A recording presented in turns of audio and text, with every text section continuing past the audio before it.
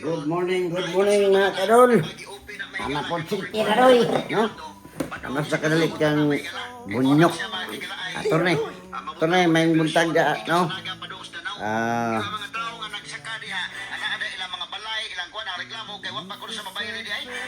sa road right of way kini mo ni siya mga sugiting paminaw kini ka sa dahaw man ni matiwas unahan kanang diyo kang yuta matud pa kanya nga ni mira man bisita man si Secretary Vince Dizon nya dito sa unahan. stop sana to mga kadol. Mag-isgot sa taron mga kadol. Sistema, no? Balik na punta sa atong programa. Gabi nag-isgot about sa impeachment trial ni Ferdinand Bongbong Marcos sa atong presidente, no? Itong mga nagpahil gyapon sa ilang ipatanggal si Bongbong. Nga atong na license, bot ngano nang gawas nun. Karon pud mga kaidol, nana po kita na ipatanggal na po ipakuha na po impeachment trial gyapon kang Sara Duterte. Libog na ko ni, no? Na license to mga kaidol, murag makalibog na ba? Kay ipa-impeach na itong presidente, ipa-impeach mo na nga itong vice president. Puta na ni, isa may mahimo ng leader sa tungkol, si Senator Tito Soto at ang presidente. Joseph, dili na nakasayo, no? Kaya ito na iskutan mga kadol, karon. Bago tayo mag-isut mga kadol, ayaw po niyo kalimti ang ako ang account sa pag-subscribe. Tining ato account nga OC Vlogs Adventure, no? In about tiradoy sa politics, no? Now dia OC Vlogs Adventure niya. At ang topic karon about politics. Kada buntag kada matag karon ug niya politics nung ginadukdok kay aron masabtan nato kung sa atong gusto yo mitabo. Unsay kagustuhan sa mga tawo, unsa pa yung mga negatibo nga karon panghitabo, no? So, mga kadol, bago ko mo explain niya mga kadol, ato sang tan-aw nang gihatag og report. And then, yung mga possibilities din po come February 6, 2026. And then, kung pwede ba i-refile ulit yung same na impeachment complaint, meaning same grounds tungkol sa confidential funds, kung pwede ba yun ulitin despite na na-declare sa unconstitutional siya previously. And i-explain ko na lang din po kung ano na yung magiging rules of procedure ngayon. Kasi dati po, yung landmark case is the Francisco case. Ngayon po, yung landmark na is the Duterte versus HOR case when we talk about impeachment. Okay, so yan po magiging discussion natin for today. Relate nga daw po nila yung 1-year bar rule na protection under the Constitution. And as a matter of fact, diniscuss din yan or binanggit din po yan dito ng Supreme Court. Ito pong part, our ruling does not absolve Petitioner Duterte from any charges. Sinabi na nila to actually noong July 25. Kasaad rito, kabilang na ang culpable violation of the Constitution, betrayal of public trust, at commission of high crimes nang i-broadcast ng Vice Presidente ang di umano'y planong pag-assassinate kay Pangulong Bongbong Marcos, First Lady Liza Marcos, at dating Speaker Martin Romualdez. Graft and corruption dahil sa misuse and malversation ng confidential funds, bribery dahil sa pamamahagi daw ng Vice Presidente ng monetary gift sa mga opisyal ng DepEd, culpable violation of the Constitution at betrayal of public trust dahil sa Sara Duterte. Unang naghain ito sa Secretary General ng House of Representatives kaninang umaga ang grupo ng iba't ibang progressive groups na inendorso ng kongresista mula sa Makabayan Bloc. Betrayal of public trust ang ground for impeachment na nilatag ng grupo dahil sa abusadong paghawak daw sa Morning sistema mga kadol, no? Mabita mga kadol. Kita mga kadol, may bulan niya itong hikikuan mga kadol, no? Atong na-license mga kadol. Pati na yung mautan ng sistema na ito mga kadol, no? Yung mautan ng sistema. So, karon, mabita ni ginyo ang tiradoy, no? Nagasgot na mga kadol o unsaon ito pag-renovasyon sa ato ang sistema. Katulad akong gina-insist mga kaidol nga aduna tay agbuhat ag balaod nga adunay share income ang matao tax na to, no? Refund tax kung sa bang lasod, no? Muna para mga kaidol na ng sistema mga kaidol. Dili ta magkagubot-gubot. Nga dili pod pwede na ilang giingon nga gahapon si Marcos ang ilang ipa-impeach karon si Madam Sara na pod. Kung panalitan kung ma-impeach ang duha, unsaon naman lang ang gobyerno, kinsa na may modelas ng gobyerno, no? Nya dili pod pwede mga kaidol ang mga tawo sugot niya na tungod kay kanang mga si Sara og si President Bongbong Marcos og si Vice President Inday Sara, Madam Inday Sara, binutuhan sa mga tao nga 45 millions ka mga tao ni boto. Nya unana lang kasayon ipa-impeach sa usa ka pilar lang ka mga grupo, no? Dako kay kagubot mahitabo. Kay ang mga tao dili mosugot niya na nga sistema ha. Labi na karon kay doon na eleksyon. So let them people to know, let them people to decide. Parang sa eleksyon, si Madam Sara, ang ayan ba nga dili mamuno sa atong nasod Pilipinas, no? Kay dili bisik ako mga idol, kini inyong vlogger na isip usa ka constituent, isip usa ka taxpayers, sakit sa kong gibati nga una na ang mahitabo. Tungod kay kita ginagbuto ta na nila na aduna tay balaod nga kita, we have to know and we have to freedom of choice, no? We have freedom of choice. Yung na lang kasayon nga ingon sila ipa-impeach si Madam Sara, ipa-impeach Bongbong Marcos, dili na pwede may tabo.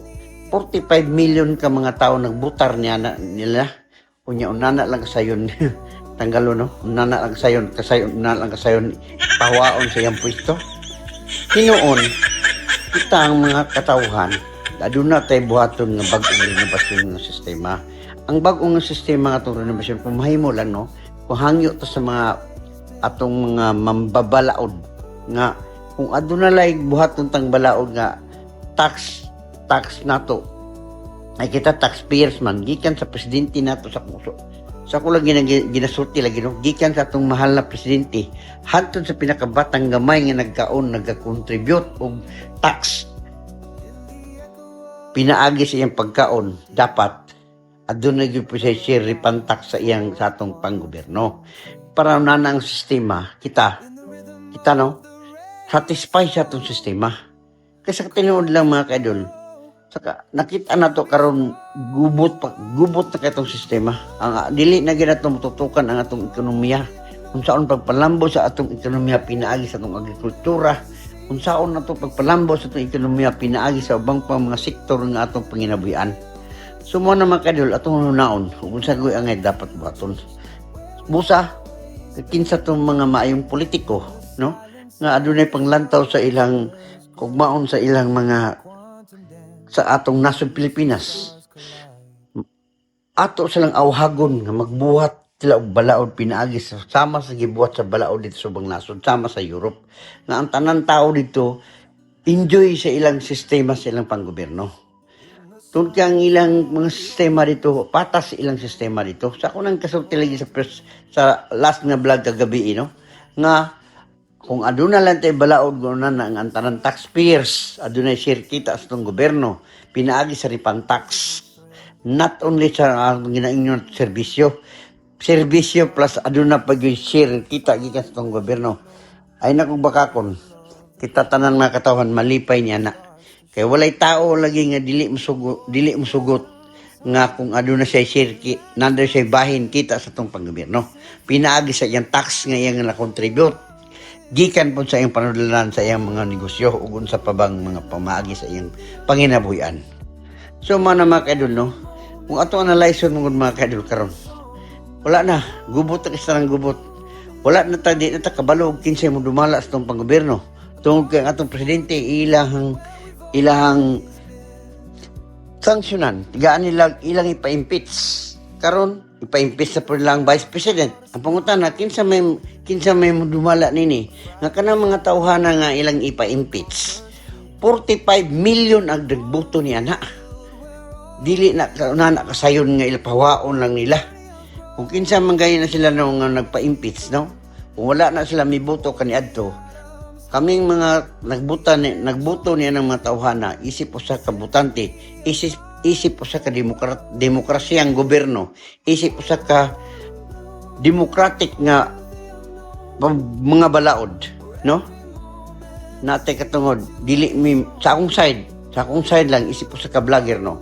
Dili ko musugot o nana kasayon ang atong mga high ranking sa Pilipinas, labi na sa atong presidente, atong vice president. Unana lang kasayon nila, pawaon. Let them people to know. Let them people to decide. In terms of election, maabot tayo ng mga eleksyon, no? Maabot tayo ng eleksyon. Tungkol kang eleksyon karon 2028, eleksyon na. So, nganong ipaabot ato pa mga ipa-impeach? Dapat kung ilang ipa-impeach, kaniadto pa sa pagsugod pa. Dili po na kasayon ng ilang ipa-impeach, kung dili iagi lang plebisito. Kung kanang mga tawhanan na angayan ba nato tanggalon. Let them to plebiscite. Di ba? Dili una na kasayon nga ila lang ipa-impeach. Ako, isip usa ka botante, isip usa ka taxpayers, isip usa nagpuyo ning freedom natong nasod nga adunay democratic nga nasod. Dili una na kasayo nila mingon sila nga ang atong mahal na presidente ilang ipa-impeach, ang atong vice president ipa-impeach. Kinsa na silang mapa-impeach nga dili butante ra man pa ang ilang katungod pareha ra po na sa atong katungod. Di ba? Pareha atong katungod. So karon mga kadol, atong tan-aw na to ang atong kining usa ka video nga akong i-video sa usa ka naglisod nga panginabuhian sa tao. Okay. Mga kadol, ang Jubar vlogger ni mga kadol, o yun man ang usa ka Jubar sa Bobaynas. Marita din mga kadol at itong bisitaon itong Pinoy-anak ko mga kadol ha. Para ma-prove na ito mga kadol nga tinood akong sulti gabi no. O dali tao na si Jono, mo na si Jono, rakista o. Basta di ka kung mga kadol, mo ni ang pinaka maayong manugtugay sa Davao City. Nagani. Okay, asa yung mga anak mo dyan? Asa mo to? Pero mga kadol o. Diba mga kadol, nakarihas mga kadol. Okay, mo lagi ang problema ni. Mabalik dito day. Mabalik to siya sa ipabalik. Uy dong, pwede tayo masulod ya? Ha? Sulod? Dong, kumusta mga kadong? Dagan na ba? Mamudagan siya o kwan John? Liguan pa na ko ni ron. Uya di pa ganito. Kani mo grabe kay. So mo ni akong i-address dito sa katong vlogger nga nagtanggal sa akong nagtanggal sa akong Tanggal mo ka. matok balo sa kwan nagtanggal sa atong vlog no mo ni akong ginatabangan mga kaidol sa tinuod lang mo ni rason nga ako naningkamot ko maka-vlog kay gusto nako nga tinisi chip nga na yun John Kuan. Upoy ang ngayon pa na si yan. Popoy no mulakaw mo ni siya mag si Boss John maadtog na kayo no atong ipapicturize yung sa kapait ng kinabuhi mga kaidol. Muna siya muna itutukan sa tong panggobyerno dapat no kung saan na to pagresolba nining atong mga problema labi na kung adun na tayo problema na nani muna mga kaidol nga dini sa tong programa kung sugot na sa tong giingon na to sila nga adun na tayo share kita ang taxpayer sa mga tao no sa atong panggobyerno 100% dili ta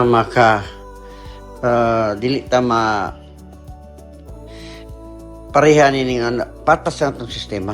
Malipayon tang mamuyo og dili magkagubot-gubot. No? Tanawa lang ning usa ka batanon no. Unsa na lang siya mga kadol no. Kung atong analyze mga sakit paminawon ba nga kini unang plastadahan ni dapat naasisan ni sa atong pangsistemang tarong sistema. So ana mga kadol manang giingon ako sa inyo hang kanang mga tao nga nagkagubot karon nga ang sobra na silang batikos sa itong panggobyerno. Mao na hinungdan nagkasamot-samot kalisod mga kaidol, no?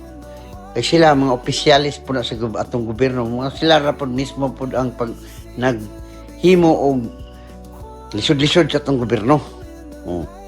Nga naman, tungod kawa sila magbuhat og balaod lagi nga ang balaod unta dapat kitang tanan nga mga taxpayers no politiko ka man o dili ka man politiko gikan presidente hantod sa pinakabagamang bata lagi nga nagpuyo nini atong nasod Pilipinas kay tax contributor man na maka-enjoy sa iyang refund tax or iyang revenue sa maong sirin mo kita sa itong panggobyerno nga tax no taxation so man na mga kaidol sa atong sistema no sa atong sistema sakit paminaw no ng atong i-picturize ng kinabuhi gani ini usa ka simple ra nga tao no pero kini mga kadyon nagbayad gyapon siya buwis nani buwis contribution gyapon nga buwis matag adlaw.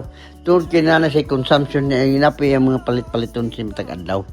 So na mga kaidol. Oh, at ipakita mga kaidol, tanawa. Luoy taong kay ang porma pa lang daan mga kaidol, luoy kayo no. Ang ngayon yung tabangan. So abang nasod mga kaidol, dili ta kita kunani tungod sila malipayon sila dito. Kargado sila dito.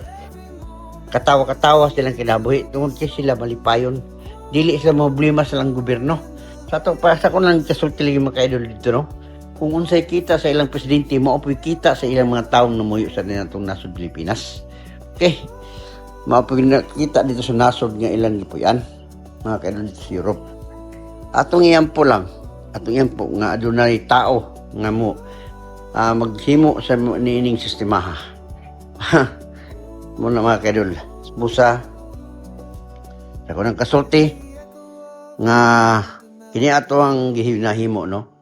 To make it sure to inform sa atong mga katawhan, to make it sure po kita makahatag ng maing sistema para kini maalikayan nato ni mga sistema niyo para ning bata o tao no nga gi na priso sa iyang amahan tungod kay ang iyang amahan problematic po kayo nga wala sila ay tawagan na wala kay siya di siya abunda sa mga di siya abunda sa mga protection sa iyang anak kay iyang anak mga kadlo akong ganito oh napaytay panginabuhi intan nga pait sa tanan.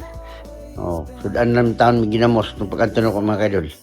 So mo na mga kaidol no. Atong buhaton na to ang tanan kita. Ato yung ma-reforma ang atong sistema. Kini atong programa, kini atong programang Tiradoy. Ako nang ginaampo no nga kita gaanon ta og maayong mga pangunahuna. Labi na sa atong mga vloggers atong subscriber atong tanang nga mga botante nga atong analyzer labi na panahon na sa ato ang eleksyon nga kita gaanta og maayong giya nga mautro nato ng mahimaw pagani mudungan ng natagbalaod nga balaod mawala ng balaod nga adunay tax sharing ang atong mga constituent atong ginaampo na sa Tiradoy kinahanglan tirahan na to ang tanan. Okay mga kaidol, salamat.